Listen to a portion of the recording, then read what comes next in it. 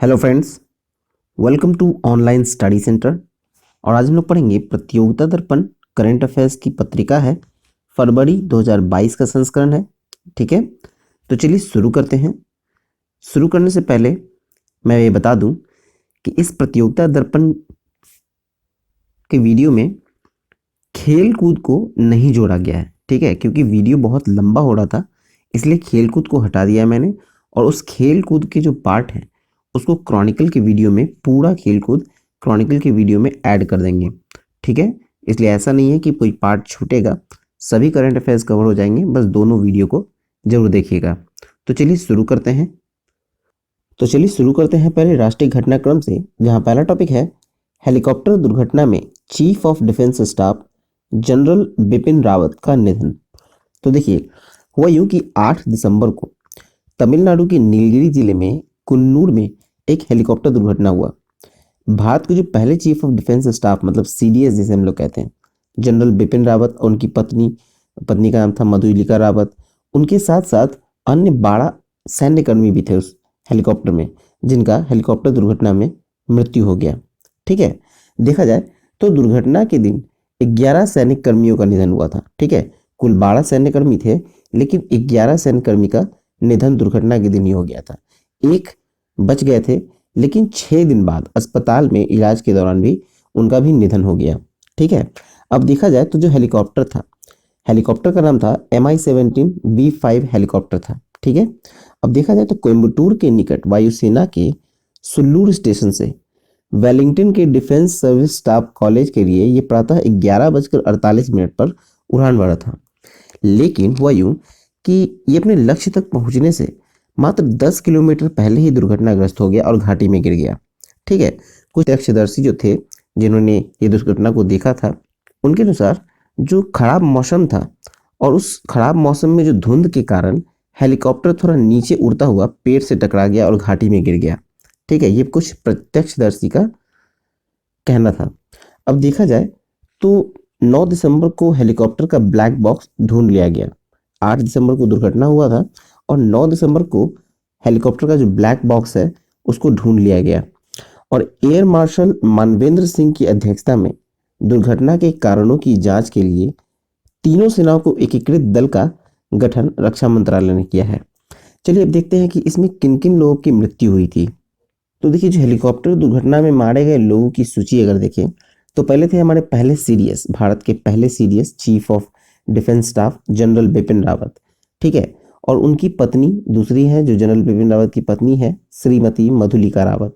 ठीक है, साथ में brigadier LS Lidder, lieutenant colonel Harjinder Singh, group captain Varun Singh. ये ग्रुप कैप्टन वरुण सिंह जो थे, 8 दिसंबर को जो दुर्घटनाग्रस्त हुआ था उसमें ये बच गए थे और 6 दिन बाद, मतलब कि 14 दिसंबर को इनका निधन हुआ था अस्पताल में। फिर नेक्स्ट है विंग कमांडर PS चौहान। फिर 7वां है स्क्वाड्रन लीडर कुलदीप सिंह। 8वां है जूनियर वारंट ऑफिसर दास और हवलदार सतपाल, नायक गुरसेवक सिंह, नायक जितेंद्र कुमार, लांस नायक विवेक कुमार और आखिरी है लांस नायक B साई तेजा। ठीक है, इन लोगों का निधन हो गया, दुर्घटनाग्रस्त हो गए थे। चलिए अब नेक्स्ट देखें। नेक्स्ट है कि भारतीय नौसेना में 32 वर्षों की सेवा के पश्चात INS खुखरी सेवा मुक्त। अब देखा जाए तो 23 दिसंबर 2021 को देश में ही निर्मित ये मिसाइल से लैस पहला युद्धपोत जो INS खुखरी है उसको ससम्मान सेवा मुक्त कर दिया गया। देखा जाए तो ये भारतीय नौसेना में शामिल हुआ था 23 अगस्त 1989 को। ठीक है, भारतीय नौसेना में शामिल हुआ था और इसका निर्माण किया गया था मझगांव डॉक शिप बिल्डर्स के द्वारा। ठीक है, देखिए तो INS खुखरी जो है वो अब तक, मतलब अपना पूरे कार्यकाल में 6,44,897 नॉटिकल मील की यात्रा कर चुका था। ठीक है, जो कि पृथ्वी के 30 चक्कर और पृथ्वी से चंद्रमा की दूरी का 3 गुना के बराबर है। ठीक है, देखिए अगर देखा जाए तो INS खुखरी का जो ये नामकरण हुआ था वो भारतीय नौसेना का पहला युद्धपोत, जो कि 1971 में, ठीक है, 1971 में भारत पाकिस्तान युद्ध में पाकिस्तानी पनडुब्बी के एक टारपीडो के हमले से दीव के निकट समुद्र में डूब गया था। ठीक है, और उसी के नाम पर इसका नाम INS खुखरी रखा गया। और INS खुखरी जो था वो समुद्र में डूबने वाला भारतीय नौसेना का अकेला युद्धपोत था। ठीक है, चलिए अब नेक्स्ट टॉपिक देखें। नेक्स्ट है ब्रह्मोस मिसाइल की वायु संस्करण का परीक्षण। तो देखा जाए तो ये 8 दिसंबर को डीआरडीओ के द्वारा इसका परीक्षण किया गया। मतलब ब्रह्मोस मिसाइल का जो वायु संस्करण था उसका परीक्षण हुआ है डीआरडीओ के द्वारा 8 दिसंबर को। इसका जो परीक्षण स्थल है वो उड़ीसा के निकट तट पे, मतलब एकीकृत परीक्षण रेंज जो चांदीपुर है वहां से हुआ था। और इसका ये जो है ये सुपरसोनिक लड़ाकू विमान सुखोई 30 MKI के द्वारा इसका परीक्षण हुआ। फिर देखा जाए तो ब्रह्मोस मिसाइल के जो लैंड अटैक संस्करण है या फिर एंटी शिप संस्करण का परीक्षण इससे पहले भी किया जा चुका है और ये वायु संस्करण का परीक्षण था। लैंड अटैक संस्करण में जो नए परीक्षणों के तहत हुआ यूं कि नए इसकी गति जो है 2.8 मैक ध्वनि की गति से लगभग 3 गुना। मैक का मतलब हो गया जितना भी मैक है उसको ध्वनि की गति से गुना कर दिया जाए, तो लगभग 3 गुना। ठीक है, ये लैंड अटैक संस्करण का। और इसका जो मारक रेंज है वो 290 किलोमीटर से बढ़ाकर अब 400 किलोमीटर तक बढ़ाया जा चुका है। ठीक है, चलिए अब नेक्स्ट टॉपिक देखते हैं हम लोग। नेक्स्ट है सतह से हवा में मार करने वाली vertical launch short range missile का परीक्षण। ठीक है, vertical launch short range surface to air missile, मतलब VLSRSAM। ठीक है, देखा जाए तो 7 दिसंबर को स्वदेशी रूप से जो डिजाइन किया गया और विकसित किया गया जो vertical launch short range surface to air missile है उसका सफल परीक्षण हुआ। परीक्षण स्थल जो है वो है उड़ीसा के तट पर चांदीपुर स्थित एकीकृत परीक्षण रेंज। नौसेना के युद्धपोतों के लिए तैयार की गई यह मिसाइल 15 किलोमीटर की दूरी तक लक्ष्य को भेद सकती है। ठीक है, 15 किलोमीटर की दूरी तक ये लक्ष्य को भेद सकती है और युद्धपोतों के लिए आकाश से आने वाले खतरों को यह मिसाइल आकाश में ही ध्वस्त कर देगी। ठीक है, देखा जाए तो जब इसका टेस्ट हुआ तो वो एक वर्टिकल लॉन्चर के द्वारा किया गया और प्रक्षेपण में कम ऊंचाई पर स्थित एक इलेक्ट्रॉनिक लक्ष्य को निशाना बनाया गया इस परीक्षण के तहत। ठीक है, चलिए अब नेक्स्ट देखते हैं हम लोग सतह से सतह मार करने वाली अत्याधुनिक प्रलय मिसाइल। और इसका लगातार ये 2 परीक्षण हुआ। ठीक है, देखिए परीक्षण जो हुआ था वो किया गया डीआरडीओ के द्वारा। कब? 22 और 23 दिसंबर को, 22 और 23 दिसंबर 2021 को। ये सतह से सतह में मार करने वाला ये प्रलय मिसाइल है जिसका 2 परीक्षण हुआ। ठीक है, 22 को और 23 को। परीक्षण स्थल जो था इसका वो था उड़ीसा के तट पर डॉक्टर APJ अब्दुल कलाम द्वीप। ठीक है, अब देखा जाए तो इसका जो मारक क्षमता है वो 150 से 500 किलोमीटर का है और इसे मोबाइल लॉन्चर से लॉन्च किया जा सकता है।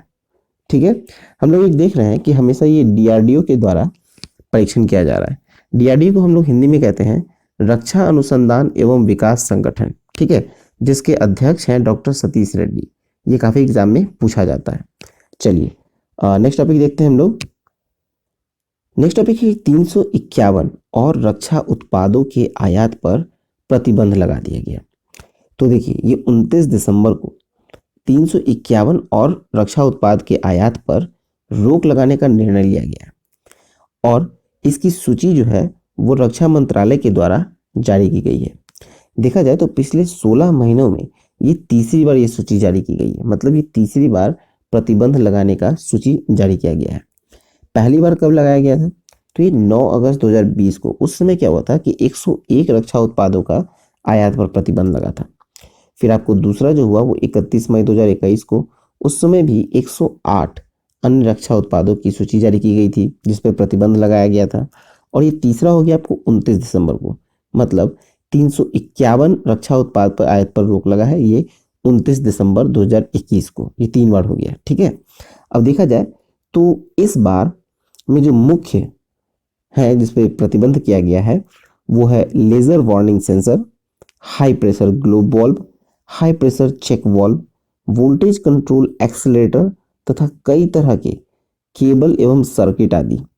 ठीक है, और देखा जाए तो ये जो प्रतिबंध लगेगा वो एक्चुअली चरणबद्ध लगेगा। एक ही बार में पूरा प्रतिबंधित नहीं कर दिया जाएगा, इसको चरण बाय चरण किया जाएगा। ठीक है, तो देखिए तो पहला चरण में होगा यूं कि 172 उत्पाद के आयात पर प्रतिबंध लगाया जाएगा दिसंबर 2022 से। ठीक है, और दूसरा चरण में होगा कि 89 मतलब 89 उत्पादों के आयात पर प्रतिबंध लगेगा दिसंबर 2023 से, और फिर 90 उत्पादों के आयात पर प्रतिबंध लगेगा दिसंबर 2024 से। ठीक है, ये सब प्रभावी हो जाएंगे उस समय से। अब देखा जाए तो रक्षा उत्पाद के उत्पादन में जो एफडीआई है वो 74% है। ठीक है, देखिए एफडीआई जो था मई 2020 में वो 49% था। ठीक है, फिर इसको बढ़ाकर आपको 74% कर दिया गया। ठीक है, यानी कि मतलब कहने का ये कि मई 2020 से पहले 49 था, लेकिन मई 2020 में इसको बढ़ाकर 74% एफडीआई कर दिया गया रक्षा उत्पाद के क्षेत्र में। ये सब मेक इन इंडिया के तहत किया जा रहा है। चलिए अब नेक्स्ट टॉपिक देखें। नेक्स्ट टॉपिक है इसरो द्वारा विदेशी उपग्रहों के प्रक्षेपण। तो देखिए 16 दिसंबर 2021 को केंद्रीय विज्ञान और प्रौद्योगिकी राज्य मंत्री जो स्वतंत्र प्रभार में है तथा परमाणु ऊर्जा एवं अंतरिक्ष मंत्री जो हैं जिनका नाम है डॉक्टर जितेंद्र प्रसाद, उन्होंने बताया कि 1999 से लेकर अब तक, ठीक है, 1999 से लेकर अब तक 34 देशों के कुल मिलाकर 342 विदेशी उपग्रहों को इसरो के द्वारा अपने ध्रुवीय उपग्रह प्रक्षेपण यान के द्वारा मतलब पीएसएलवी के द्वारा, पोलर सैटेलाइट लॉन्च व्हीकल के द्वारा अंतरिक्ष में स्थापित किया गया है। ठीक है, उन्होंने ये बताया कि 2021 से 23 के दौरान 4 देशों के विदेशी उपग्रहों को अंतरिक्ष में स्थापित करने के लिए 6 अनुबंध इसरो ने किए थे।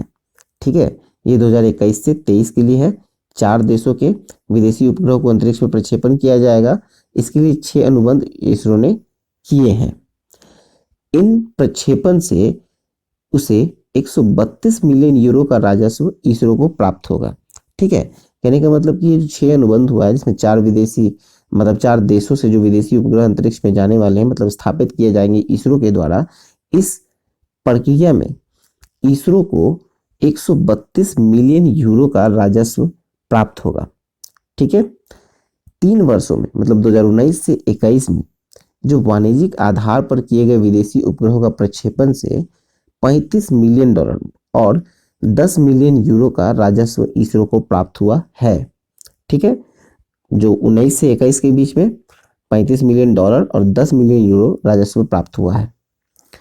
इसरो के द्वारा जो विदेशी उपग्रह के प्रक्षेपण के लिए यह अनुबंध उसकी वाणिज्यिक कंपनी है जिसका नाम है न्यू स्पेस इंडिया लिमिटेड, जिसे हम लोग NSIL कहते हैं, उसके द्वारा किया जाता है। ठीक है, देखा जाए तो 1999 से अब तक जो प्रक्षेपण हुए हैं उसमें सर्वाधिक 226 उपग्रह अमेरिका के हैं जिसके प्रक्षेपण किए गए हैं इसरो के द्वारा। फिर उसके बाद अगर देखें तो दूसरे नंबर और पे आता है आपको ब्रिटेन और कनाडा, इन दोनों के 12, फिर आपको आएगा जर्मनी जहां 11 जर्मनी के भी प्रक्षेपण किए गए हैं इसमें। ठीक है, इसी तरह से है, लेकिन सर्वाधिक 226 उपग्रह अमेरिका के हैं। चलिए नेक्स्ट देखिए। नेक्स्ट टॉपिक है छोटे उपग्रहों के कम लागत पर प्रक्षेपण हेतु इसरो द्वारा SSLV का विकास। SSLV का फुल फॉर्म हो गया आपको small satellite lower vehicle. Small satellite lower vehicle. ISRO के द्वारा ऐसे छोटे उपग्रहों के प्रक्षेपण के लिए एक नए लघु उपग्रह प्रक्षेपण यान का विकास निजी क्षेत्र की भागीदारी के साथ किया जा रहा है। ठीक है, इस प्रक्षेपण यान के द्वारा 500 किलोग्राम वजन तक के उपग्रह को 500 किलोमीटर तक की निचली ऊंचाई वाले कक्षा में प्रक्षेपण किया जा सकेगा। कहने का मतलब ये है कि ये जो स्मॉल सैटेलाइट लोअर व्हीकल जो SSLV होगा उसके द्वारा 500 किलोग्राम के वजन तक के जो उपग्रह होंगे उसे धरती से मतलब 500 किलोमीटर की ऊंचाई तक कक्षा में उसको भेजा जा सकेगा SSLV के द्वारा। ठीक है, और इसके जरिए जो छोटे उपग्रहों के प्रक्षेपण होगा उसमें लागत भी कम आएगी SSLV के द्वारा, PSLV से कम आएगी SSLV में। अब देखा जाए तो पहली विकासात्मक उड़ान मतलब जो डेवलपमेंट फ्लाइट, जो पहला डेवलपमेंट फ्लाइट होगा वो 2022 की पहली तिमाही में ही संभावित है। ठीक है, चलिए अब नेक्स्ट देखें हम लोग। नेक्स्ट टॉपिक है झांसी रेलवे स्टेशन का नाम अब वीरांगना लक्ष्मीबाई स्टेशन। तो देखा जाए तो 29 दिसंबर 2021 को उत्तर प्रदेश सरकार के जो नाम परिवर्तन की अधिसूचना है उसे जारी किया गया। झांसी रेलवे स्टेशन का नाम 1857 मतलब 1857 में स्वतंत्रता संग्राम में ब्रिटिश शासन की नींव हिला देने वाले जो झांसी की रानी थी, जिनका नाम था वीरांगना लक्ष्मीबाई, उनके नाम पर इसका नाम रखा गया है वीरांगना लक्ष्मीबाई स्टेशन। ठीक है, और ऐसा पहली बार नहीं है जब उत्तर प्रदेश में नाम बदले गए हैं। इससे पहले भी बदला गया, जैसे कि इलाहाबाद जंक्शन, उसका नाम बदल कर दिया गया है प्रयागराज जंक्शन। फिर आपको मुगल सराय, उसका नाम बदल कर दिया है दीनदयाल उपाध्याय जंक्शन। फिर फैजाबाद स्टेशन का भी नाम बदला गया है अयोध्या। फिर आपको मध्य प्रदेश में हबीबगंज भोपाल रेलवे स्टेशन का नाम रानी कमलापति स्टेशन के नाम से किया गया है नाम। और इसके पश्चात अब उत्तर प्रदेश में आइए तो झांसी रेलवे स्टेशन का नाम भी बदल दिया गया है और इसका नाम रखा गया है अब वीरांगना लक्ष्मीबाई स्टेशन। ठीक है, चलिए नेक्स्ट टॉपिक देखें हम लोग। नेक्स्ट टॉपिक है कोलकाता की दुर्गा पूजा यूनेस्को की अमूर्त सांस्कृतिक विरासत की सूची में शामिल। तो देखा जाए तो 13 से 18 दिसंबर को यूनेस्को की अंतर सरकारी समिति की पेरिस में संपन्न बैठक में यह निर्णय लिया गया और कोलकाता की दुर्गा पूजा को यूनेस्को ने अपनी मानवता की अमूर्त सांस्कृतिक विरासत के प्रतिनिधि के रूप में इस सूची में से शामिल किया गया। ठीक है, देखा जाए तो भारत के अन्य पर्व और कला भी है जो यूनेस्को की अमूर्त सांस्कृतिक विरासत सूची में शामिल है। तो उसमें से आपको पहला है रामलीला, फिर केरल का कटियत्तम नृत्य, उत्तराखंड के सलूर एवं डूंगरा की रमन पूजा, फिर आपको पूर्वी भारत के छऊ नृत्य, राजस्थान के कालबेलिया समुदाय के जो कालबेलिया लोक नृत्य और गीत हैं उसे भी शामिल किया गया।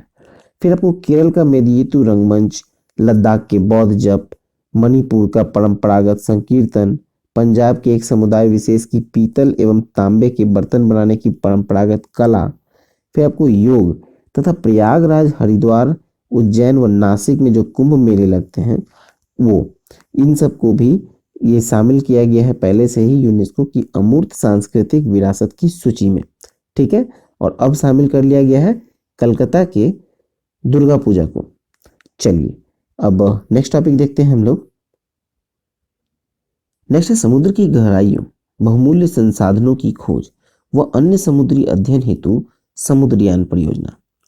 तो देखा जाए तो समुद्र की अनंत गहराइयों के अध्ययन के लिए मनुष्य को समुद्र में भेजने के लिए समुद्रयान मिशन देश में शुरू किया गया है। ठीक है, अभी तक हम लोग अंतरिक्ष में लोगों को भेज रहे थे, अब हम लोग समुद्र के नीचे भी मनुष्य को भेजेंगे। ठीक है, अब देखा जाए तो इससे पहले national institute of ocean technology के एक पर्सनल स्फीयर यान बनाया गया था जो कि 500 मीटर की गहराई तक समुद्र में जा सकता था। ठीक है, और उसमें एक मनुष्य की बैठने की क्षमता होती थी पर्सनल स्फीयर में, और 2.1 मीटर का व्यास था उसका, और एक गोलाकार पनडुब्बी था वो। अब देखा जाए तो समुद्रयान परियोजना के तहत जो डीप ओशन मिशन होगा ये उसका एक भाग है। ठीक है, और इसका उद्देश्य है समुद्र के भीतर जो बहुमूल्य संसाधन की खोज करना और देश के इकोनॉमी में मदद करना। ठीक है, फिर देखा जाए तो समुद्र की गहराई तक जो अध्ययन किया जाएगा वो मत्स्य 6000 पनडुब्बी का निर्माण किया जाएगा। ठीक है, समुद्र की गहराई के लिए अध्ययन के लिए एक जहाज का निर्माण किया जाएगा, पनडुब्बी का निर्माण किया जाएगा जिसका नाम होगा मत्स्य 6000, मत्स्य 6000। ये एक पनडुब्बी है और जो कि 3 मनुष्य को 6000 मीटर की गहराई तक ले जाने में सक्षम होगा। ठीक है, 500 मीटर तक की गहराई तक जा रहा था अब तक, और अब ये 6000 मीटर की गहराई तक जाने में सक्षम होगा। उसमें एक इंसान जा रहा था और इसमें 3 इंसान जाएगा। ठीक है, फिर देखा जाए तो समुद्रयान जो परियोजना लॉन्च करने के साथ ही भारत जो है वो समुद्र की गहराई में जाने वाले जो देश हैं उसमें शामिल हो जाएगा। इससे पहले उसमें शामिल कौन कौन था, तो अमेरिका, रूस, जापान, फ्रांस और चीन, ये 5 देश ही थे जो समुद्र की गहराई तक जा रहे थे। अब भारत भी इसमें शामिल हो जाएगा। ठीक है, चलिए अब नेक्स्ट टॉपिक देखते हैं हम लोग। नेक्स्ट टॉपिक है अग्नि प्राइम का परीक्षण। तो देखा जाए तो 18 दिसंबर 2021 को डीआरडीओ ने सतह से सतह मार करने वाली जो अग्नि प्राइम मिसाइल है उसका परीक्षण किया है। देखा जाए तो अग्नि श्रृंखला की मिसाइल नई पीढ़ी की 6ठी मिसाइल है। ठीक है, और देखा जाए तो इसका जो परीक्षण स्थल था वो उड़ीसा के तट पर एपीजे अब्दुल कलाम द्वीप से किया गया है। फिर आपको इसका जो क्षमता है, ये परमाणु हथियारों के साथ 1000 से 2000 किलोमीटर की दूरी तक मार करने में सक्षम है, अग्नि प्राइम मिसाइल। ठीक है, परमाणु हथियारों के साथ 1000 से लेकर 2000 किलोमीटर तक की दूरी पे ये मार करने में सक्षम है। फिर देखा जाए तो इसे मोबाइल लॉन्चर से, सड़क एवं ट्रेन से भी छोड़ा जा सकता है। ठीक है, और यह अग्नि श्रेणी की पिछली मिसाइलों की तुलना में बहुत ही कम वजन वाली है, जिससे इसे एक स्थान से दूसरे स्थान पर ले जाना आसान हो गया। ठीक है, आसान कहने का मतलब ये है कि मोबाइल लॉन्चर से भी लॉन्च कर सकते हैं, इसको सड़क से भी लॉन्च कर सकते हैं, इसको ट्रेन से भी लॉन्च कर सकते हैं। इसी कम वजन वाला है और इसे कहीं भी ले जाया जा सकता है। ठीक है, चलिए अब नेक्स्ट देखें। नेक्स्ट टॉपिक है 15 से 18 वर्ष की आयु वर्ग के युवाओं का टीकाकरण भी प्रारंभ, और कोरोना वॉरियर्स के लिए ये तीसरी डोज है। देखा जाए तो 25 दिसंबर को श्री नरेंद्र मोदी ने कोरोना के नए वेरिएंट, जिसका नाम है B1.1.529, मतलब इसे हम लोग साधारण भाषा में ओमिक्रॉन के नाम से जानते हैं, इसकी दहशत जो है वो देशवासियों में अफवाह, भ्रम, डर से बचने का इसमें प्रयास करने के लिए इसके आग्रह किया गया है। ठीक है, इस टीकाकरण में देखा जाए तो जो विस्तार किया जाए तो टीकाकरण विस्तार की दिशा में 3 महत्वपूर्ण घोषणा हुआ। एक हुआ कि 15 से 18 वर्ष की आयु के बच्चों के लिए टीकाकरण की शुरुआत 3 जनवरी को हो गई है। फिर दूसरा था कि corona warriors, health workers, frontline workers, जिनका इस लड़ाई में देश को सुरक्षित रखने में बहुत बड़ा योगदान रहा है, जो आज भी कोरोना मरीजों की सेवा में अपना बहुत समय बिताते हैं, उनके लिए टीके का तीसरा, जो कि प्रिकॉशनरी डोज कहा जा रहा है, तीसरा डोज मतलब प्रिकॉशनरी डोज है, उसे आमतौर पर बूस्टर डोज भी कहते हैं हम लोग, उसे शुरू किया गया है 10 जनवरी 2022 से। और जिन लोगों ने सेकेंड डोज ले लिया है उसके 9 महीने बाद ये थर्ड डोज लेना है। ठीक है, चलिए आगे देखिए। इसमें तो 60 वर्ष से जो अधिक आयु के कॉर्मोबिटी है, मतलब कि वो पहले से ही किसी रोग से पीड़ित हैं, वो बुजुर्ग को भी डॉक्टर की सलाह से प्रिकॉशनरी डोज जो है दिया जा रहा है 10 जनवरी 2022 से। ऐसे बुजुर्गों की टीके के लिए जो तीसरी खुराक है उसके लिए चिकित्सा की स्वीकृति लेनी होगी, क्योंकि थर्ड डोज स्ट्रांग हो सकता है, इसलिए स्वीकृति लेनी होगी। 60 वर्ष से अधिक उम्र के लोगों की संख्या जो है वो लगभग अभी देखा जाए तो 14 करोड़ है। ठीक है, चलिए नेक्स्ट देखते हैं। नेक्स्ट टॉपिक है ब्रह्मोस मिसाइल के विनिर्माण केंद्र का लखनऊ में शिलान्यास। तो देखा जाए तो 26 दिसंबर को जो कि ब्रह्मोस सुपरसोनिक क्रूज मिसाइल है उसके उत्पादन के लिए विनिर्माण केंद्र लखनऊ में उसका शिलान्यास किया गया है। ठीक है, देखिए तो ब्रह्मोस मिसाइल जो है सुपरसोनिक क्रूज मिसाइल, उसको भारत के डीआरडीओ और रूस के एनपीओ मासिनोस्त्रोनिये जो है उनके संयुक्त उपकरण से इसे बनाया गया है। अब देखा जाए तो ये नामकरण जो है वो भारत के ब्रह्मपुत्र नदी और रूस के मस्कावा नदी के नाम से मिलाकर बनाया गया है, इसलिए इसका नाम है ब्रह्मोस। ठीक है, ब्रह्म आपको ब्रह्मपुत्र का और रूस मस्कोवा का।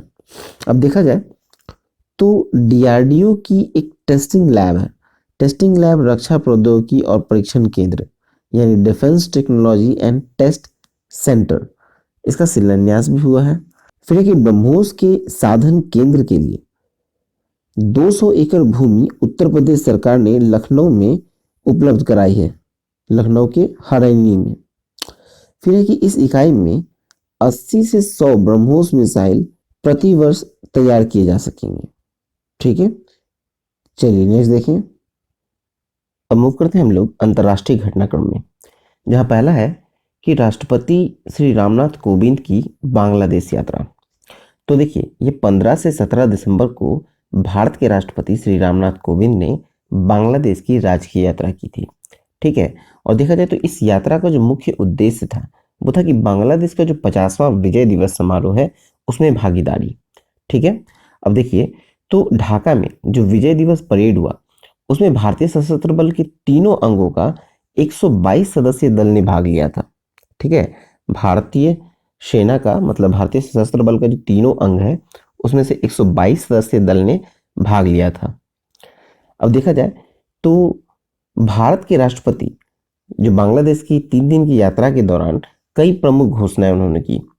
ढाका में मुक्ति युद्ध संग्रहालय को बंगबंधु बापू डिजिटल प्रदर्शनी का उपहार देना, फिर दिल्ली विश्वविद्यालय में बंगबंधु पीठ की पहली नियुक्ति की घोषणा करना और 5 वर्षों की अवधि के लिए नूतन भारत बांग्लादेश मंत्री मुक्ति योद्धा छात्रवृत्ति योजना का विस्तार शामिल है। ठीक है, इसमें आगे है कि बांग्लादेश के साथ भारत का संबंध इसकी पड़ोसी पहले मतलब नेबरहुड फर्स्ट और एक्ट ईस्ट नीतियों का मुख्य स्तंभ में से एक है। ठीक है, चलिए अब नेक्स्ट देखते हैं। नेक्स्ट टॉपिक है कि नासा का पार्कर यान सूर्य की कोरोना को छूने वाली मानव निर्मित पहली वस्तु। ठीक है, मतलब सूर्य की जो कोरोना है, मतलब कि जो सूर्य का वातावरण का बाहरी परत है उसे हम लोग कोरोना कहते हैं, और उस कोरोना को छूने वाला ये पहला यान था जो मानव निर्मित था, नासा के द्वारा छोड़ा गया पार्कर यान। ठीक है, देखिए 12 अगस्त 2018 को इसे छोड़ा गया था अमेरिकी एजेंसी नासा के द्वारा।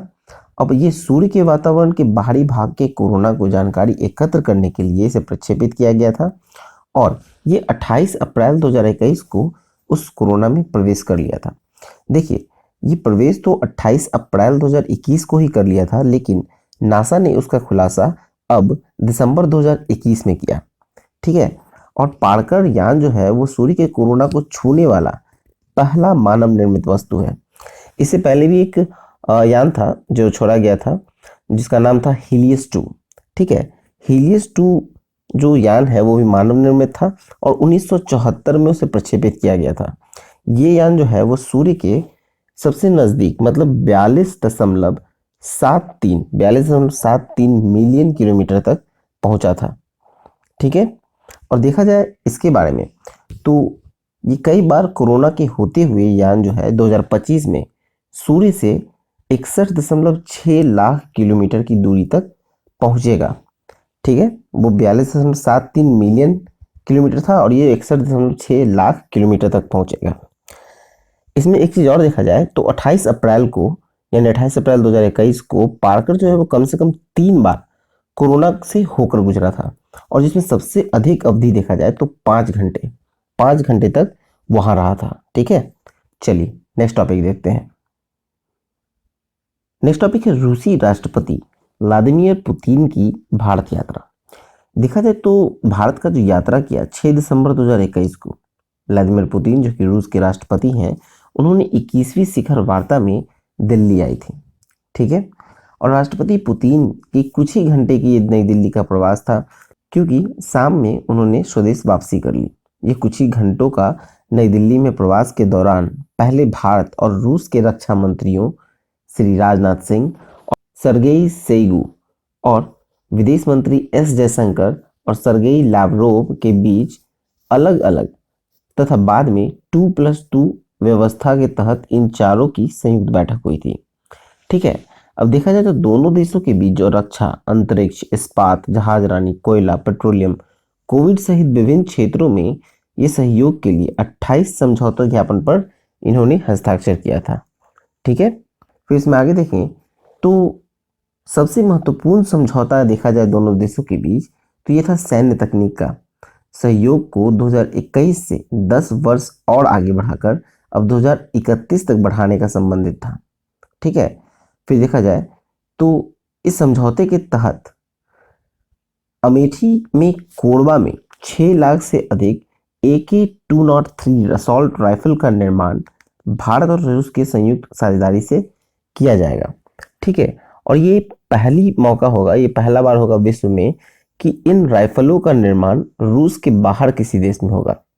ठीक है, इसमें आगे देखें हम लोग, इसमें आगे देखें तो द्विपक्षीय व्यापार के साथ साथ ऊर्जा, विज्ञान, प्रौद्योगिकी, बौद्धिकी संपदा, अंतरिक्ष, शिक्षा एवं सांस्कृतिक आदान प्रदान आदि के अतिरिक्त आपसी महत्व के अंतर्राष्ट्रीय मुद्दों पर चर्चा हुई है।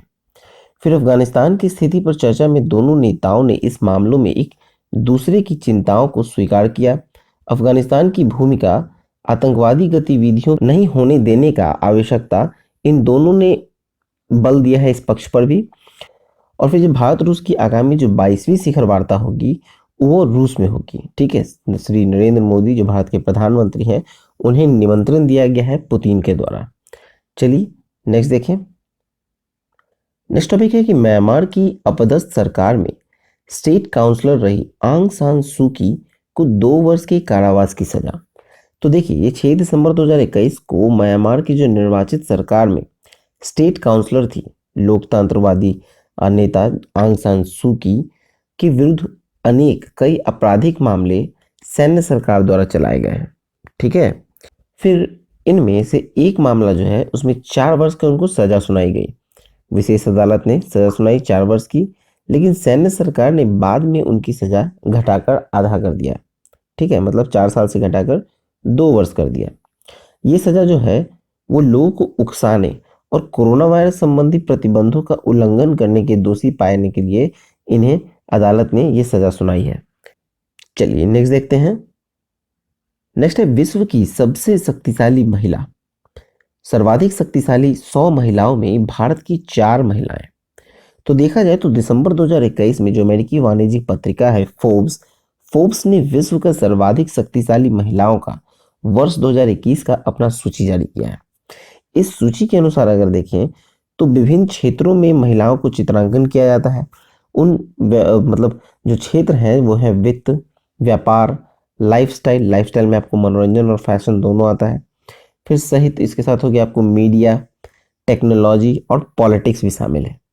ठीक है, अब सबसे शक्तिशाली महिलाओं की जो 5 प्रथम स्थान अगर हम लोग देखें तो पहले स्थान पे है मैकेंजी स्कॉट, अमेरिका की हैं।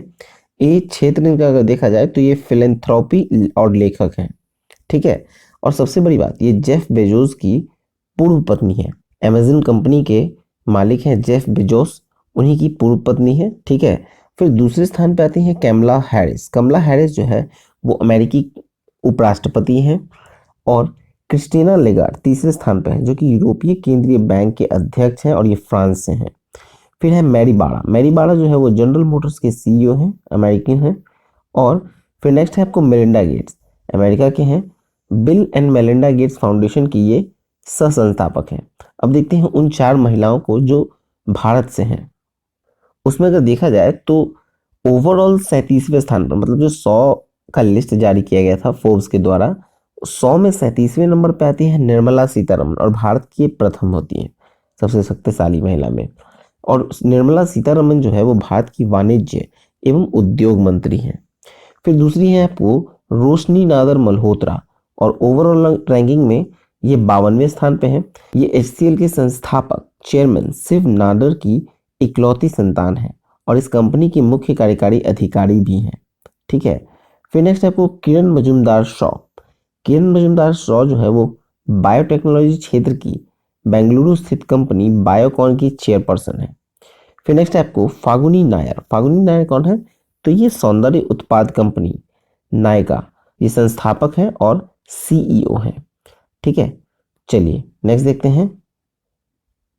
नेक्स्ट है अल्बानिया, ब्राजील, घाना, गैबन और संयुक्त अरब अमीरात 1 जनवरी 2022 से संयुक्त राष्ट्र सुरक्षा परिषद के नए अस्थायी सदस्य होंगे। ठीक है, देखिए ये 1 जनवरी 2022 से अस्थायी सदस्य बने हैं कौन कौन? अल्बानिया, ब्राजील, गैबन और संयुक्त अरब अमीरात। ठीक है, ये 4 कंट्री को अस्थायी सदस्य बनाया गया है संयुक्त राष्ट्र सुरक्षा परिषद में। 2 वर्ष के लिए बनाया गया है। 2022-23 की सदस्यता मिली है इनको। अल्बानिया जो है वो पूर्व यूरोप क्षेत्र से इनका चुनाव हुआ है और संयुक्त अरब अमीरात का एशियाई प्रशांत क्षेत्र से। ब्राजील जो है वो लैटिन अमेरिकी और कैरेबियाई क्षेत्र से आए हैं और गैबान ये अफ्रीकी क्षेत्र से चुने गए हैं। फिर देखिए वो 5 देश जिनका स्थान इन्होंने लिया, मतलब उन 5 देश जिसका कार्यकाल इस पर खत्म हुआ है और उनके स्थान पर ये आए हैं, तो वो है Estonia, Niger, Saint Vincent and the Grenadines, Tunisia और वियतनाम। ठीक है, चलिए आगे देखें। आगे इसमें है कि भारत जो है वो 1 जनवरी 2021 को सुरक्षा परिषद का अस्थायी सदस्य बना था। ठीक है, 2 साल का कार्यकाल होता है। भारत 8वीं बार बना है और ये 31 दिसंबर 2022 तक रहेगा। ठीक है, और 5 अस्थायी सदस्य के साथ साथ जो 5 स्थायी सदस्य हैं, जो परमानेंट मेंबर्स हैं, अगर उनको देखें तो वो है अमेरिका, रूस, फ्रांस, ब्रिटेन और चीन। फिर अस्थायी सदस्य जो 2 वर्ष की सदस्यता अगले वर्ष मतलब ये 31 दिसंबर को समाप्त होगी, उसमें आता है भारत, कीनिया, आयरलैंड, नॉर्वे और मैक्सिको। इन 5 कंट्रीज का 31 दिसंबर 2022 को कार्यकाल समाप्त होगा। ठीक है, चलिए नेक्स्ट देखते हैं। नेक्स्ट है कि भारत और पाकिस्तान द्वारा अपने परमाणु प्रतिष्ठानों की सूची का आदान प्रदान किया गया और साथ में कैदियों की सूची का भी आदान प्रदान किया गया। ठीक है, तो चलिए देखते हैं। 1 जनवरी 2022 को भारत और पाकिस्तान में अपने अपने परमाणु प्रतिष्ठानों की सूचियों का आदान प्रदान किया है। ठीक है, अब देखा जाए तो परमाणु प्रतिष्ठानों की सूचियों का आदान प्रदान के लिए दोनों देशों के बीच समझौता हुआ था। कब हुआ था? तो ये हुआ था 31 दिसंबर 1988 को। 31 दिसंबर 1988 को परमाणु प्रतिष्ठानों का आदान प्रदान का समझौता हुआ था और पहली बार जो आदान प्रदान किया गया था तो वो 1 जनवरी 1992 को किया गया था। और साथ ही देखा जाए तो दोनों देशों ने अपनी जेलों में बंद एक दूसरे के नागरिकों का सूची भी आदान प्रदान किया। ठीक है, कैदियों की सूची का आदान प्रदान के लिए दोनों देशों के बीच समझौता कब हुआ था? तो 31 मई 2008 को। ठीक है, आदान प्रदान जो है वर्ष में 2 बार किया जाता है, एक बार 1 जनवरी को, एक बार 1 जुलाई को। इस समय 628 भारतीय हैं जो कि पाकिस्तान के जेलों में बंद हैं। ठीक है, 628 भारतीय पाकिस्तान के जेलों में बंद है, जिसमें कि आपको मछुआरे हैं 557 और 51 जो है वो अन्य नागरिक हैं। ठीक है, उसी तरह से हम देखें कि पाकिस्तानियों जो हैं, पाकिस्तानी कैदी जो हैं भारत की जेल में कितने बंद हैं, तो वो है कुल 355, ये रिपोर्ट के अनुसार है, और जिसमें 73 मछुआरे हैं और 283 अन्य नागरिक हैं। चलिए नेक्स्ट देखते हैं। नेक्स्ट टॉपिक है जर्मनी में ओलाफ सोल्ज नए चांसलर बने। एंजेला मर्केल का 16 वर्ष का शासन समाप्त हो गया। देखा जाए तो 8 दिसंबर को एक 63 वर्षीय ओलाफ सोल्ज जो कि सोशल डेमोक्रेटिक पार्टी से हैं, उन्होंने जर्मनी के चांसलर के रूप में शपथ लिया। ठीक है, और देखा जाए तो ओलाफ सोल्ज जो है वो एंजेला मर्केल की गठबंधन सरकार में भी थे और उस गठबंधन सरकार में ये वाइस चांसलर थे और वित्त मंत्री थे। ठीक है, फिर देखा जाए तो इस बार की सरकार जो है वो 3 पार्टियों की है, एसपीडी, एफडीपी और ग्रीन्स। इनका गठबंधन से ये सरकार बना है। ग्रीन पार्टी के नेता हैं रॉबर्ट हाबेक जो कि वाइस चांसलर बनाया गया है इनको। ठीक है, और एफडीपी के नेता हैं क्रिश्चियन लिंडसर, इन्हें वित्त मंत्री का दायित्व दिया गया है। ठीक है, नेक्स्ट टॉपिक है नासा द्वारा अब तक के सबसे बड़े और शक्तिशाली स्पेस टेलीस्कोप जिसका नाम है जेम्स वेब। जेम्स वेब को स्पेस टेलीस्कोप में इसका प्रक्षेपण किया गया। ठीक है, देखिए फ्रेंच गयाना के एरियन स्पेस एलियन 5 रॉकेट के जरिए ये विश्व में जो अब तक के सबसे विशाल टेलीस्कोप है जेम्स वेब, और इससे स्पेस टेलीस्कोप का प्रक्षेपण किया गया है। पृथ्वी से 18 लाख किलोमीटर की दूरी पे ये सेकेंड लैंग्वेज पॉइंट पर इसे स्थापित किया जाएगा। ठीक है, आगे देखिए तो लैंग्वेज पॉइंट जो है वो अंतरिक्ष में पृथ्वी और सूर्य के बीच वह स्थिति है जहां किसी पिंड को स्थिर स्थिति में रखा जा सकता है। ठीक है, देखिए इन स्थितियों में सूर्य और पृथ्वी की गुरुत्व खिंचाव ऐसे होते हैं कि यह पृथ्वी के साथ साथ चलता है। ठीक है, जब टेलीस्कोप को छोड़ा जाता है तो ये दोनों का जो खिंचाव होता है, ठीक है, मतलब ग्रेविटी का, उससे ये होता ही है कि पृथ्वी के साथ साथ ये चलता रहता है। ठीक है, अब देखिए हबल टेलीस्कोप का स्थान लेगा। हबल टेलीस्कोप द्वारा 30 वर्ष से अधिक समय तक वैज्ञानिकों को अंतरिक्ष की तस्वीरें और अंदरूनी जानकारियां उपलब्ध कराई गई हैं। इसमें आगे देखें तो ये ब्रह्मांड के इतिहास तक का अवलोकन कर सकेगा। ठीक है, और इसे बिग बैंग तक की जानकारियां एकत्र करेगा। ये इसका नामकरण जो है 1961 से 68 के दौरान नासा के प्रमुख जेम्स एडविन वेब के नाम पर किया गया है। ठीक है, चलिए नेक्स्ट देखें। अब मूव करते हैं हम लोग आर्थिक वाणिज्यिक परिदृश्य की ओर, जिसमें पहला टॉपिक है कि 2021-22 की 5वीं मौद्रिक नीति में भी रेपो दर सहित सभी प्रमुख बैंकिंग दरें अपरिवर्तित। तो देखिए ये 8 दिसंबर 2021 को आरबीआई के द्वारा जो वित्तीय वर्ष 2021-22 का जो पांचवा मौद्रिक नीति है उसे घोषित किया गया। ठीक है, दिसंबर 2021 में किया गया है 8 दिसंबर को। अब इसके तहत देखा जाए तो रेपो रेट जो है वो अभी 4% पे है, रिवर्स रेपो रेट 3.35% पे, बैंक दर 4.25% पे, एमएसएफ दर जो है वो है 4.25 पे, नकद आरक्षण अनुपात मतलब सीआरआर कैश रिजर्व रेशियो जिसे कहते हैं वो भी 4% पे है, और सांविधिक तरलता अनुपात जिसे एसएलआर कहते हैं, ठीक है, ये है अभी आपको 18% पे। चलिए नेक्स्ट टॉपिक देखें। नेक्स्ट टॉपिक है प्रधानमंत्री आवास योजना जो ग्रामीण है मार्च 2024 तक जारी रखने का सरकार का निर्णय।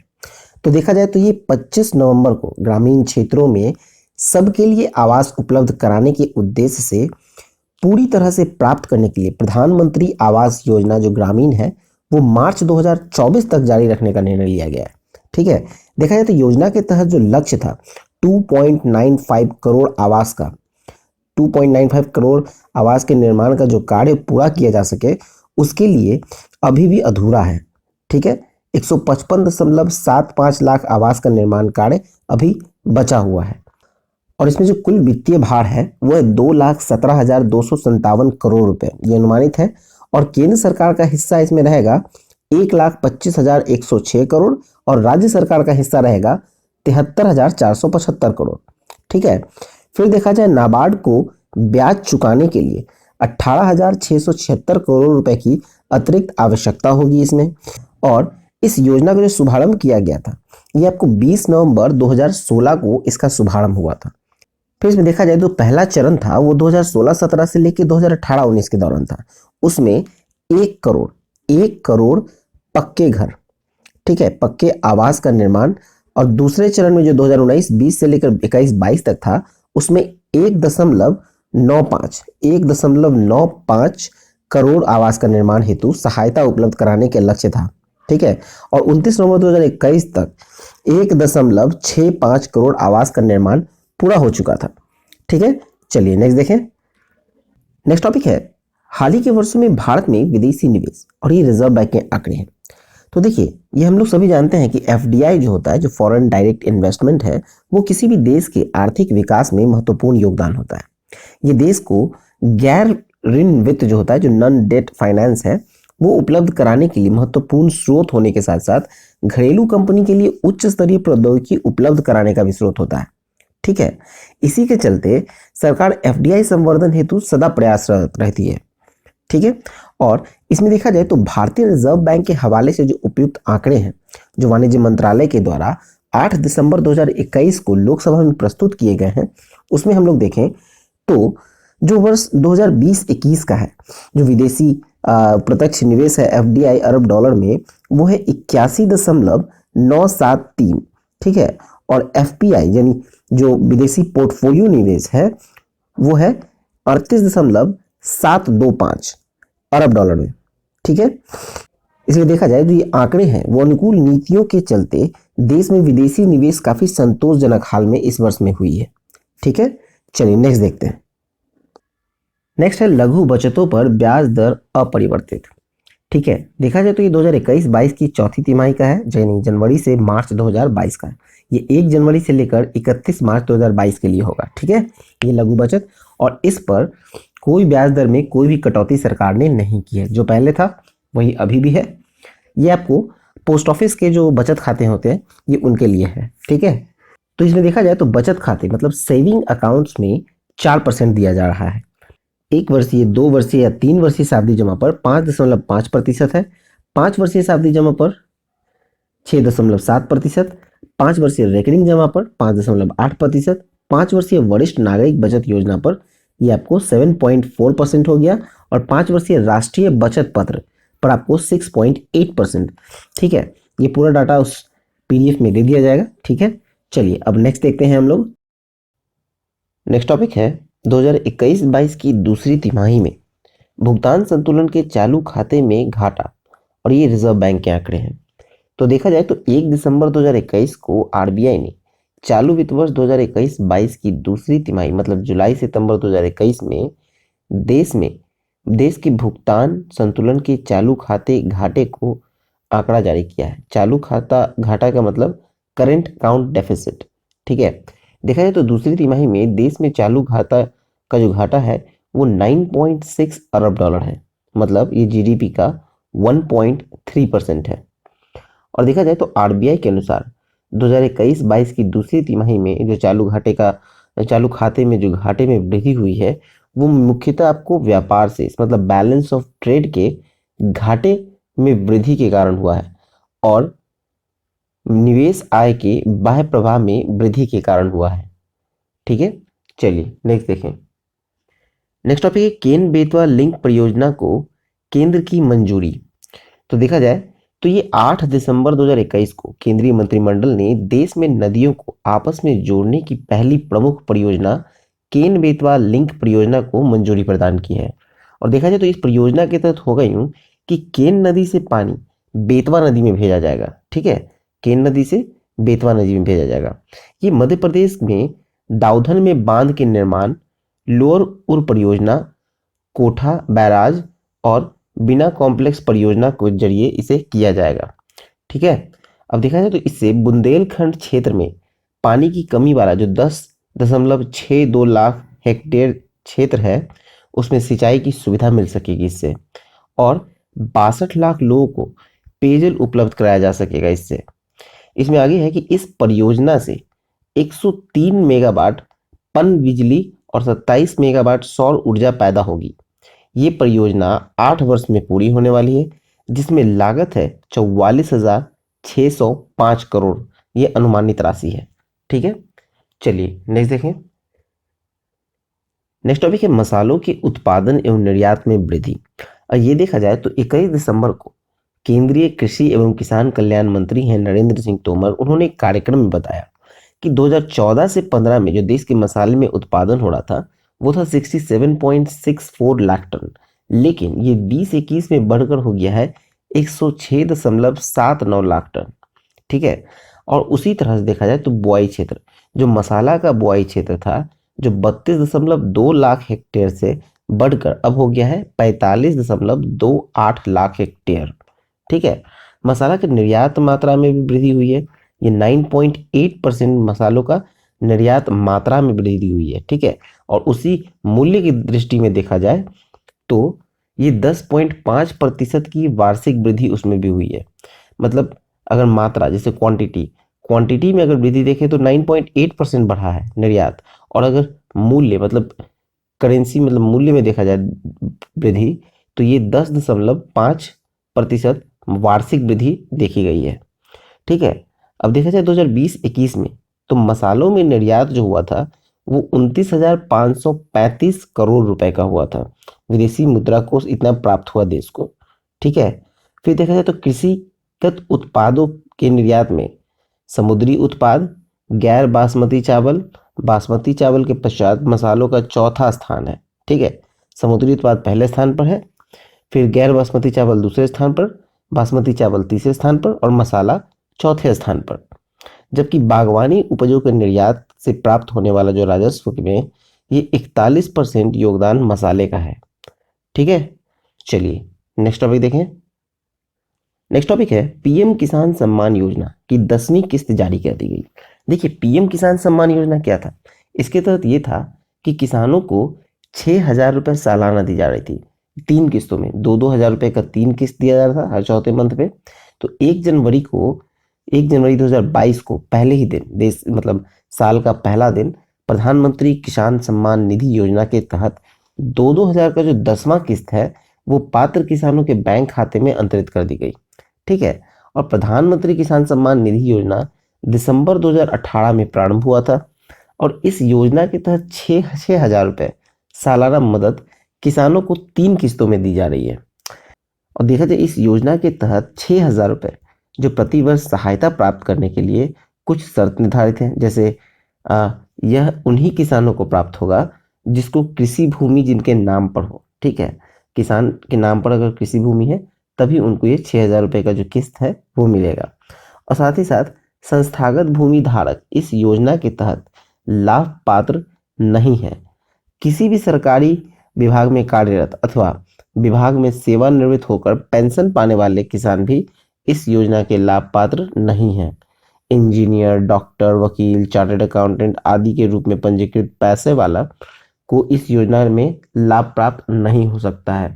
साथ ही साथ अगर देखा जाए तो जो कृषि भूमि का उपयोग यदि कृषि के अतिरिक्त किसी अन्य कार्य हेतु हो तो ऐसे भूस्वामी भी इस योजना में लाभ नहीं मिलेगा। साथ में संवैधानिक पद पर जो पूर्व में या फिर वर्तमान में धारक हैं या वर्तमान मंत्री हो या पूर्व मंत्री हो, वो इस योजना के लाभ पात्र नहीं होंगे। ठीक है, यह है पीएम किसान सम्मान निधि योजना। ठीक है, चलिए नेक्स्ट देखें। नेक्स्ट टॉपिक है अप्रैल दिसंबर 2021 में देश के वस्तुगत निर्यात लगभग 300 अरब डॉलर के रहे। देखा जाए तो ये वाणिज्य मंत्रालय के प्रारंभिक आंकड़ों के अनुसार अप्रैल दिसंबर 2021 में जो भारत का वस्तुगत निर्यात है डॉलर में वो 299.7 अरब डॉलर है। और इसी को अगर कंपैरिजन किया जाए पिछले साल के अप्रैल दिसंबर 2020 से तो पिछले साल था 201.37 अरब डॉलर, लेकिन इस बार हो गया है 299.74 अरब डॉलर। मतलब कि यहाँ 48.25% का वृद्धि दर्ज हुआ है वस्तुगत निर्यात में। फिर अगर आयात में देखा जाए, ठीक है, तो ये 443.71 अरब डॉलर रहा, जो कि पिछले साल अप्रैल दिसंबर में 262.13 अरब डॉलर था। मतलब यहाँ भी आपको 69.27% वृद्धि दर्ज हुई है। कहाँ? आयात में। फिर अगर व्यापार घाटा देखें, मतलब ट्रेड डेफिसिट, तो अप्रैल दिसंबर 2021 के दौरान ये 143.97 अरब डॉलर है, लेकिन अप्रैल दिसंबर में ये 60.76 अरब डॉलर था। ठीक है, चलिए अब नेक्स्ट टॉपिक देखते हैं। अब मूव करेंगे हम लोग अपॉइंटमेंट में, मतलब नियुक्तियां। तो नियुक्ति में देखा जाए तो फिकी का फुल फॉर्म होता है federation of Indian chambers of commerce and industry. इसके नए अध्यक्ष कौन बने हैं? तो ये बने हैं संजीव मेहता। फिकी के नए अध्यक्ष संजीव मेहता। और संजीव मेहता कौन है? तो HUL मतलब हिंदुस्तान यूनिलीवर के चेयरमैन सह प्रबंधक निदेशक हैं। ठीक है, फिर देखा जाए 2021-22 के लिए जो INS यानी इंडियन न्यूज़पेपर सोसाइटी के नए अध्यक्ष कौन बने हैं? तो ये बने हैं मोहित जैन। अभी मोहित जैन इकोनॉमिक टाइम्स से हैं। ठीक है, फिर नेक्स्ट है कि भारतीय पर्यटन विकास निगम के नए कार्यकारी चेयरमैन नियुक्त हुए हैं। ये हुए हैं संबित पात्रा, भाजपा के प्रवक्ता हैं। 3 वर्षों के लिए इन्हें नियुक्त किया गया है भारतीय पर्यटन विकास निगम के नए गैर कार्यकारी चेयरमैन के रूप में। फिर नेक्स्ट है रेलवे बोर्ड के नए चेयरमैन कौन बने हैं? तो ये बने हैं विनय कुमार त्रिपाठी। फिर नेक्स्ट है कि चीन में भारत के नए राजदूत नियुक्त हुए हैं प्रदीप कुमार रावत। प्रदीप कुमार रावत को चीन में भारत के नए राजदूत के रूप में नियुक्त किया गया है। फिर नेक्स्ट है मैक्सिको में भारत के नए राजदूत नियुक्त हुए हैं, तो ये हुए हैं पंकज शर्मा। फिर नेक्स्ट है कि जिनेवा में निशस्त्रीकरण पर संयुक्त राष्ट्र सम्मेलन मतलब UN कॉन्फ्रेंस ऑन डिसआर्मामेंट में भारत के नए जो स्थायी प्रतिनिधि बने हैं, तो ये बने हैं डॉक्टर अनुपम राय। भारत के नए स्थायी प्रतिनिधि डॉक्टर अनुपम राय। फिर नेक्स्ट है कि भारत में कनाडा के नए उच्चायुक्त कौन बने हैं? तो ये बने हैं कैमरॉन मैके। चलिए आगे देखें। अब मूव करते हैं हम लोग पुरस्कार सम्मान में, जहां पहला है इन्फोसिस साइंस फाउंडेशन के पुरस्कार 2021। तो देखा जाए तो ये 2 दिसंबर 2021 को पुरस्कार का वितरण वर्चुअल कार्यक्रम में किया गया। ठीक है, यह भारत में विज्ञान एवं अनुसंधान के क्षेत्र में दिए जाने वाला सर्वोच्च पुरस्कार है। ठीक है, इन्फोसिस साइंस फाउंडेशन के पुरस्कार विज्ञान एवं अनुसंधान के क्षेत्र में दिए जाने वाला सर्वोच्च पुरस्कार है भारत में। अब देखा जाए तो इसमें इनाम में क्या दिया जाता है? तो इनाम में दिया जाता है यहाँ शुद्ध सोने के पदक और प्रशस्ति पत्र के साथ साथ 1-1 लाख डॉलर। अब देखा जाए 6 विभिन्न क्षेत्रों में दिया जाता है इसे। कौन कौन से क्षेत्र में किसको किसको दिया गया है, तो ये देखते हैं। पहला है इसमें इंजीनियरिंग एवं कंप्यूटर साइंस। इंजीनियर व कंप्यूटर साइंस में दिया गया है डॉक्टर चंद्रशेखर नायर को, जो कि मोल्बियो डायग्नोस्टिक बेंगलुरु से हैं। नेक्स्ट है मानविकी मतलब ह्यूमैनिटीज। ह्यूमैनिटीज की कैटेगरी में दिया गया है डॉक्टर एंजेला बरेटो जेवियर को, जो कि लिस्बन यूनिवर्सिटी से है पुर्तगाल की। फिर नेक्स्ट है लाइफ साइंसेस। लाइफ साइंसेस में दिया गया है प्रोफेसर महेश शंकरन, जो कि national centre for biological science के हैं। चलिए नेक्स्ट देखते हैं। नेक्स्ट है फिजिकल साइंसेज, उसकी कैटेगरी में दिया गया है प्रोफेसर बेडनगडास मोहंती को, जो कि national institute of science education Bhubaneswar से हैं। फिर नेक्स्ट है सोशल साइंसेज, सोशल साइंस में दिया गया है डॉक्टर प्रतीक्षा बख्शी को, जेएनयू नई दिल्ली के हैं। फिर नेक्स्ट है गणित विज्ञान, गणित विज्ञान में गया है डॉक्टर नीरज कायल को, जो कि माइक्रोसॉफ्ट रिसर्च लैब के हैं बेंगलुरु से। ठीक है, तो ये रहा इन्फोसिस साइंस फाउंडेशन के पुरस्कार। अब नेक्स्ट देखेंगे हम लोग आईसीटीपी रामानुजन पुरस्कार 2021। तो ये वार्षिक पुरस्कार है आईसीटीपी रामानुजन पुरस्कार, जिसमें इंडियन, इसको हम लोग कहें तो आईसीटीपी इंडियन स्टैटिस्टिकल इंस्टीट्यूट कोलकाता के गणित विभाग के नीना गुप्ता को दिया गया है। ठीक है, आईसीटीपी जो रामानुजन पुरस्कार है वो दिया गया है इंडियन स्टैटिस्टिकल इंस्टीट्यूट के, जो कि कोलकाता के हैं, गणित विज्ञान की नीना गुप्ता को। यह पुरस्कार 45 वर्ष से कम उम्र के गणितज्ञों को दिया जाता है। ठीक है, और नीना गुप्ता जो है ये चौथी भारतीय गणितज्ञ हैं जिनको ये आईसीटीपी रामानुजन पुरस्कार दिया गया है। ठीक है, चलिए अब नेक्स्ट देखें हम लोग। नेक्स्ट है पत्रकारिता के क्षेत्र में रामनाथ गोयनका पुरस्कार 2021। तो ये 24 दिसंबर 2021 को पत्रकारिता का प्रतिष्ठित रामनाथ गोयनका पुरस्कार हिंदी प्रिंट मीडिया के लिए दैनिक भास्कर के विशेष संवाददाता श्री आनंद चौधरी को प्रदान करने की घोषणा की गई है। ठीक है, ये हो गया प्रिंट मीडिया के लिए। प्रिंट मीडिया के लिए किसको दिया गया है? दिया गया है ये दैनिक भास्कर के विशेष संवाददाता श्री आनंद चौधरी। अब हम लोग ब्रॉडकास्ट में आएंगे। अभी तक प्रिंट था, अब हिंदी का जो ब्रॉडकास्ट के लिए दिया गया है तो ये एनडीटीवी के पत्रकार सुशील मोहपात्र को दिया गया है। ठीक है, पत्रकारिता क्षेत्र में रामनाथ गोयनका पुरस्कार 2021। अब आते हैं हम लोग ज्ञानपीठ पुरस्कार में।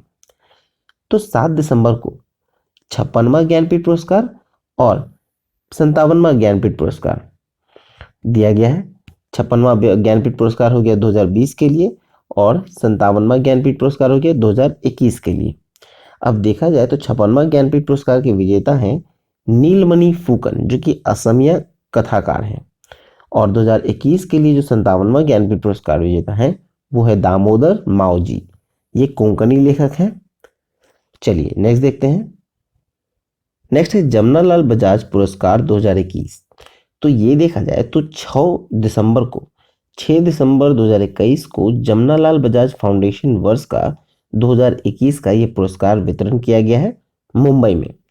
देखा जाए तो रचनात्मक कार्य के लिए श्री धर्मपाल सैनी को, जो कि छत्तीसगढ़ के हैं, उन्हें दिया गया है, और ग्रामीण विकास हेतु विज्ञान एवं प्रौद्योगिकी के विकास के लिए डॉक्टर लाल सिंह को दिया गया है, जो कि हिमालयन रिसर्च ग्रुप के निदेशक हैं हिमाचल प्रदेश से। फिर नेक्स्ट है कि भारत के बाहर गांधीवादी मूल्यों के प्रसार के लिए जो जमनालाल बजाज अंतर्राष्ट्रीय पुरस्कार दिया गया है वो दिया गया है अमेरिका के डेविड एच अल्बर्ट को। ठीक है, फिर है कि महिला एवं बाल कल्याण के लिए दिया जाने वाला जानकी देवी बजाज पुरस्कार, ये दिया गया है सिस्टर लूसी कुरियन को, जो कि महाराष्ट्र के हैं, और देखा जाए तो इस पुरस्कार के तहत 10-10 लाख रुपए की राशि, प्रशस्ति पत्र और प्रतीक दिया जाता है। चलिए नेक्स्ट देखें। नेक्स्ट है मिस यूनिवर्स 2021। तो दिसंबर को, मतलब 12 दिसंबर 2021 को, वर्ष 2021 का 70वीं मिस यूनिवर्स प्रतियोगिता का फाइनल इजराइल के इलेट में संपन्न हुआ। ठीक है, इजराइल के इलेट शहर में संपन्न हुआ फाइनल 70वें मिस यूनिवर्स प्रतियोगिता। और देखा जाए इसके जो विजेता रहे वो है हरनाज संधू, भारत की हैं, 21 वर्षीय हैं। और देखा जाए तो ये ताज जो इन्हें मिला है हरनाज संधू को, भारत को, मतलब ये 21 वर्षों के अंतराल के बाद भारत के किसी महिला, मतलब किसी सुंदरी को दिया गया है। ठीक है, 21 साल पहले लारा दत्ता ने जीता था। और नेक्स्ट है कि प्रथम उप विजेता तो वो है नादिया फेरेरा, पराग्वे के हैं, और द्वितीय उप विजेता जो रहे वो है लालेला मस्वाने। चलिए नेक्स्ट देखते हैं। नेक्स्ट टॉपिक है प्रधानमंत्री नरेंद्र मोदी को भूटान के सर्वोच्च नागरिक पुरस्कार। तो देखा जाए तो दिसंबर 2021 को भूटान की सरकार ने भारत के प्रधानमंत्री नरेंद्र मोदी को अपने देश का सर्वोच्च नागरिक सम्मान, जिसे कहते हैं order of the Druk Gyalpo, वो देने की घोषणा की है। ठीक है, भूटान के प्रधानमंत्री ने कहा जो कि डॉक्टर लोताय तसेरिंग हैं, उन्होंने कहा कि भारत के प्रधानमंत्री नरेंद्र मोदी के बारे में, क्योंकि कोरोना महामारी के दौरान भूटान को जो सहयोग दिया है वो बेजोर है। ठीक है, चलिए अब नेक्स्ट देखें। नेक्स्ट टॉपिक है स्पेस एक्स। ठीक है, स्पेस एक्स। स्पेस एक्स के सीईओ एलन मस्क टाइम पत्रिका के वर्ष 2021 के पर्सन ऑफ द ईयर चुने गए। तो देखा जाए तो एरोस्पेस कंपनी है स्पेस एक्स, और वो इलेक्ट्रिक कंपनी है टेस्ला, इलेक्ट्रिक वाहन कंपनी है टेस्ला। उसने सीईओ, उसके दोनों के सीईओ हैं एलन मस्क, उसको पर्सन ऑफ द ईयर घोषित किया गया है। दिसंबर 2021 के अंक में प्रथम पृष्ठ पर उनकी तस्वीर छापी गई है। ठीक है, टाइम्स के द्वारा। और अगर देखा जाए तो टाइम पत्रिका के जो प्रधान संपादक हैं एडवर्ड फेल्से ने लिखा है कि पर्सन ऑफ द ईयर होना किसी व्यक्ति के प्रभावशाली होने को दर्शाता है। मतलब कुछ लोग ऐसे हुए हैं जिन्होंने धरती पर जीवन या धरती के बाहर इतना प्रभाव डाला हो। ठीक है, चलिए नेक्स्ट देखें। नेक्स्ट है टाइम के एंटरटेनर ऑफ द ईयर, वो एथलीट ऑफ द ईयर 2021। तो ये है entertainer of the year Olivia Rodrigo, जो कि अमेरिकी गायिका है और गीत लेखिका है। फिर एथलीट ऑफ द ईयर जो दिया गया है वो सिमोन बाइल्स को दिया गया है, जो कि अमेरिका के जिम्नास्ट हैं। ठीक है, नेक्स्ट देखते हैं।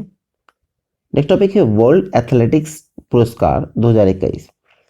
तो ये भारत की लंबी कूद की पूर्व वर्षों की प्रसिद्ध एथलीट, जिसे वर्ल्ड एथलेटिक्स में वुमेन ऑफ द ईयर पुरस्कार से सम्मानित किया गया, वो है अंजू बॉबी जॉर्ज। ठीक है, और वर्ल्ड एथलेटिक्स की महिलाओं में सर्वश्रेष्ठ एथलीट कौन चुनी है, तो ये है इलेना थॉम्सन हिरार। हिरार जो है ये जमैका की हैं। और वर्ल्ड एथलेटिक्स में पुरुषों में सर्वश्रेष्ठ एथलीट चुने गए हैं कार्स्टन वारहोम, जो कि नॉर्वे के हैं। और राइजिंग स्टार पुरुष हैं एरियोन नाइटन अमेरिका के, और राइजिंग स्टार महिला है एथिंग मू अमेरिका के। फिर इसमें लास्ट है कोचिंग अचीवमेंट पुरस्कार, तो ये है बॉबी केर्सी, जो कि अमेरिका के हैं। ठीक है, चलिए नेक्स्ट देखा जाए। नेक्स्ट है BBC sports personality of the year 2021। तो ये दिया गया है आपको पर्सनालिटी ऑफ द ईयर एमा रादुकानो को। एमा रादुकानो जो है वो अमेरिकी ओपन टेनिस महिला एकल खिताबें जीतने वाली 19 वर्षीय खिलाड़ी हैं। ठीक है, चलिए नेक्स्ट देखते हैं। नेक्स्ट है टेनिस के पुरुष खिलाड़ी में वर्षांत एटीपी पुरस्कार 2021। तो इसमें देखा जाए तो टेनिस पुरुष खिलाड़ी के वर्षांत एटीपी पुरस्कार 2021 जो है उसमें प्लेयर ऑफ द ईयर दिया गया है नोवाक जोकोविच को, जो कि सर्बिया के हैं। नोवाक जोकोविच ये पुरस्कार 7वीं बार प्राप्त इन्हें हुआ है। फिर है टीम ऑफ द ईयर। तो टीम ऑफ द ईयर बने हैं निकोला मैक्टिक और मेट पेविक, दोनों क्रोएशियाई टीम है, निकोला मैक्टिक और पेट पेविक। फिर है कोच ऑफ द ईयर, तो ये बने हैं फकुंडे ल्यूगोनिस, जो कि अर्जेंटीना के हैं। फिर है मोस्ट इम्प्रूव्ड प्लेयर, तो ये है असलान करात्स, ये है रूस के असलान करात्सेव। फिर नेक्स्ट है newcomer of the year, तो ये बने हैं जेंसन ब्रुक्सी, ये अमेरिका के हैं। फिर नेक्स्ट है comeback player of the year, तो ये है मैकेंजी मैकडोनल्ड अमेरिका के। और एटीपी टूज फैंस फेवरेट, ये है रोजर फेडरर स्विट्जरलैंड के। और एकल रोजर फेडरर को एटीपी का यह पुरस्कार लगातार 19 वर्ष से प्राप्त हो रहा है। ठीक है, और नेक्स्ट है स्टीफन एडबर्ग स्पोर्ट्समैनशिप अवार्ड, ये मिला है राफेल नडाल स्पेन को।